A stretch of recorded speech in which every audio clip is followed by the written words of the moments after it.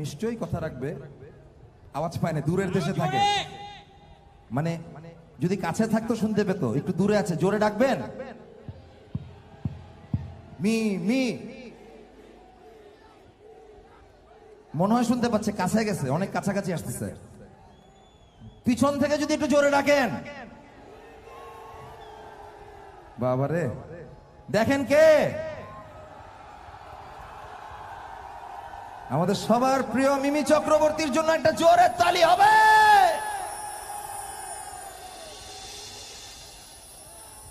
অনেক কৃতজ্ঞতা, অনেক ধন্যবাদ আমাদের বাংলাদেশে আসার জন্য, আমাদের প্রাণের বরিশালে আসার জন্য। বরিশালবাসীর উদ্দেশ্যে আপনাদের প্রিয় মিমি কি বলতে চায় আমরা কি একটু শুনতে চাই না?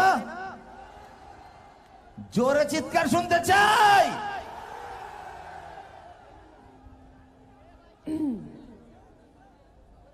বরিশাল, একটু জোরে আওয়াজ শুনি। কেমন আছো?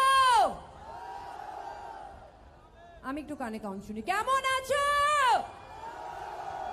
আপনাদের ডাকে, আপনাদের ভালোবাসায়, আপনাদের আমন্ত্রণে, আপনাদের নিমন্ত্রণে আজকে আমি আপনাদের মিমি, আপনাদের মিমি চক্রবর্তী আপনাদের সামনে হাজির। কেমন লাগছে? আপনাদের যতটা ভাল লাগছে তার 100,000 গুণ আমার ভাল লাগছে, কারণ আজকে আপনারাও আমার দর্শক, আপনারাও আমার ছবি দেখেন, আপনারাও আমার পাশে ছিলেন যখন আমি আমার ক্যারিয়ারটা শুরু করেছিলাম।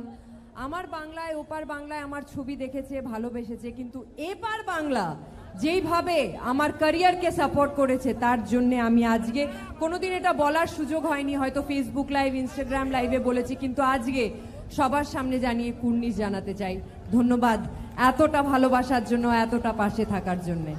আর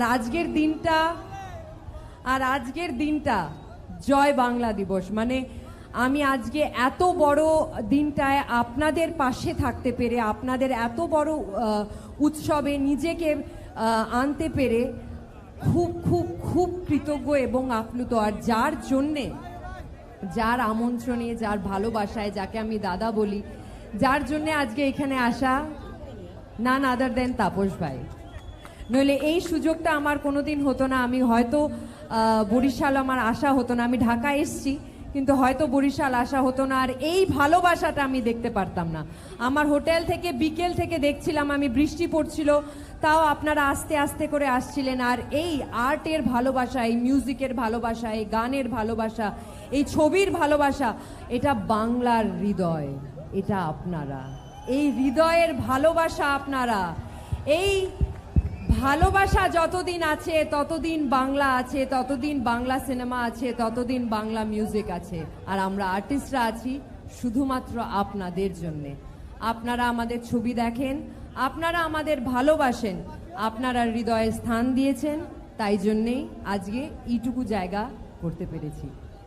আগামী দিন পাশে থাকবেন, দোয়া করবেন, আশীর্বাদ করবেন, যাতে আরও ভালো ছবি আপনাদের দিতে পারি, আরও ভালো কাজ করতে পারি, আরও ভালো মিউজিক আপনাদের সবার জন্য উপহার দিতে পারি। আর কিছুক্ষণ আগে যে গানটা আমার ভাই গাইলো, সেই গানটা আমি তাপসদার চ্যানেলের জন্য, টিএম মিউজিকের জন্য পারফর্ম করেছিলাম, সেখানে আপনারাও সেটাকে খুব ভালোবেসেছেন। So thank you so much, thank you for having me here, thank you Mimi. কিন্তু একটা জিনিস বলি, আমরা সবাই আর্টিস্টরা আসি, শো করতে আসি। মিমি কিন্তু সত্যি আসলে ভালোবেসে এবং একদমই প্রফেশনালি না, 100% নন প্রফেশনালি, নন কমার্শিয়ালি এসেছে আপনাদেরকে দেখতে। কারণ আমি ওকে অনেক গল্প বলেছি, ও বাংলাদেশ সম্বন্ধে অনেক গল্প শুনেছে, তখন আমি বলেছি যে আমাদের কনসার্টগুলো কেমন হয়। আমরা বলেছি যে আমাদের মানুষ, আমি খুব বড় মুখ করে বলেছি বরিশালকে নিয়ে, আমি বলেছি সাদিক আব্দুল্লাহ ভাইয়ের কথা, যে ওখানে গেলে উনি হাত উঁচা করলে কি হয়। তো অনেক আওয়াজের কথা বলেছি। আমি বলেছি যে বাংলাদেশে একটা মানুষ আছে, সালমান এফ রহমান সাহেব, যাকে বটগাছ মানা যায়, আর তিনি যখন আসে বরিশাল কিভাবে ভালোবাসা দিয়েছে আমরা তো দেখেছি আজকে, নাকি? তো অনেক বড় মুখ করে বলেছিলাম যে অনেক জোর একটা চিৎকার হবে, চেয়ে নিলে খুব একটা সুবিধার হবে না, তো আমি চাবো না। দেখি তো কথাটা সঠিক ছিল, সত্য কথাই বলি আমি। পলক ভাইয়ের জন্য অনেক কৃতজ্ঞতা, কিন্তু একটা কথা, নন কমার্শিয়ালি নন প্রফেশনালি ভালোবেসে আসা সঠিক, কিন্তু আমরা জানি তুমি অনেক ভালো গান গাও, সুতরাং আমরা কি ওর মুখ থেকে একটা গান শুনবো? এটাতে তো কোনো বাধা নাই নাকি? আপত্তি আছে কারো? আপত্তি নাই, আগ্রহ তো আছে। জোরে একটা চিৎকার দিয়ে একটু রিকোয়েস্ট করি, ফেরাতে তো পারবে না। দেখুন, আমি গায়িকা নই, এখানে সব প্রফেশনাল গায়িকারা গায়করা গান গাইছেন, তাপসদার মতো মানুষরা রয়েছে মঞ্চে, এত বড় বড় শিবমণি স্যার রয়েছেন এবং সব বড় বড় মিউজিশিয়ানরা রয়েছেন। আমি এখানে দুঃসাহস দেখাতে পারি না গান গাওয়ার, কিন্তু তাপস ভাই যখন রিকোয়েস্ট করেছেন। জাতীয় সঙ্গীত কার লেখা? রবীন্দ্রনাথ ঠাকুর। কবিগুরু রবীন্দ্রনাথ ঠাকুরের একটা গান আমি তোমার কণ্ঠে শুনেছি, গানটা ছিল আমারও পরনো যাহা চায়। আমরা সবাই একটু লাইট জ্বালিয়ে খুব আরামে আপনাদের প্রিয় নায়িকার সাথে যেভাবে আপনারা লাইট জ্বালিয়ে তাকে ভালোবাসা দেখাতে, অলরেডি শুরু হয়ে গেছে। আচ্ছা, আপনারা প্রেম করেছেন তো? শুরু। ভালোবেসেছেন? হৃদয় ভেঙেছে? তো this song is dedicated to you. আমার ভাই রুমির জন্য একটা জোরে তালি হবে, চিৎকার হবে, মোবাইল তো হাতে।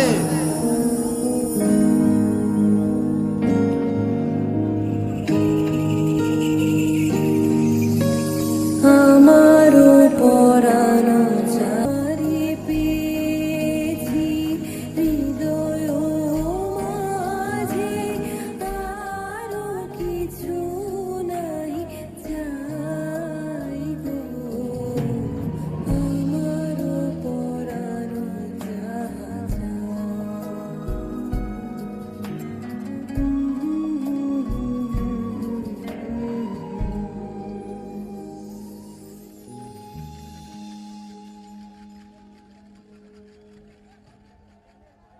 আপনারা গাবেন নাকি একটু সাথে? রবীন্দ্রসঙ্গীত পারেন? আমারও সবাই আমারও পরানো যাহা চায়,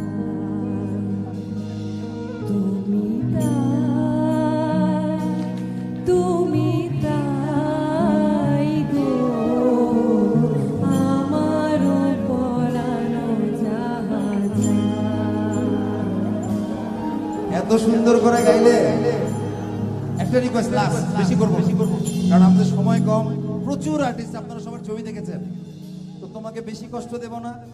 আর 2 মিনিট, তুমি যে বাংলায় আসলা, বাংলাদেশে আর ওপারেও বাংলা, আমরা সব বাংলা মিলেমিশে একাকার হয়ে যেতে চাই আজকে। প্রতুল মুখোপাধ্যায়ের আমাদের সবার জানা একটা খুব প্রিয় গান আছে, যদি একটু আমাদের জন্য বি মেজর কর্ডটা ধরা যায়, বি।